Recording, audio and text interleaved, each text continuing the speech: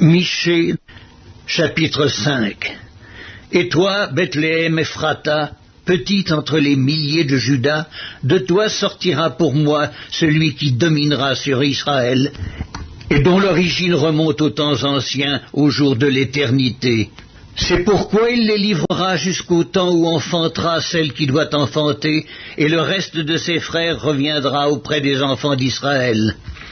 Il se présentera et il gouvernera avec la force de l'Éternel, avec la majesté du nom de l'Éternel son Dieu. Et ils auront une demeure assurée, car il sera glorifié jusqu'aux extrémités de la terre. C'est lui qui ramènera la paix. Lorsque l'Assyrien viendra dans notre pays, qu'il pénétrera dans nos palais, nous ferons lever contre lui 7 pasteurs et 8 princes du peuple. Ils feront avec l'épée leur pâture du pays d'Assyrie et du pays de Nimrod au-dedans de ses portes. Il nous délivrera ainsi de l'Assyrien lorsqu'il viendra dans notre pays et qu'il pénétrera sur notre territoire.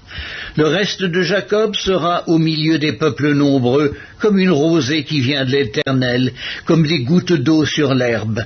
Elles ne comptent pas sur l'homme, elles ne dépendent pas des enfants des hommes.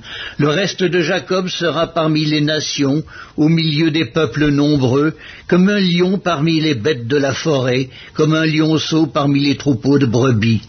Lorsqu'il passe, il foule et déchire et personne ne délivre. Que ta main se lève sur tes adversaires et que tous tes ennemis soient exterminés. En ce jour-là, dit l'Éternel, j'exterminerai du milieu de toi tes chevaux et je détruirai tes chars. J'exterminerai les villes de ton pays et je renverserai toutes tes forteresses. J'exterminerai de ta main les enchantements et tu n'auras plus de magiciens. J'exterminerai du milieu de toi tes idoles et tes statues et tu ne te prosterneras plus devant l'ouvrage de tes mains. J'exterminerai du milieu de toi tes idoles d'Astarté et je détruirai tes villes. J'exercerai ma vengeance avec colère, avec fureur, sur les nations qui n'ont pas écouté.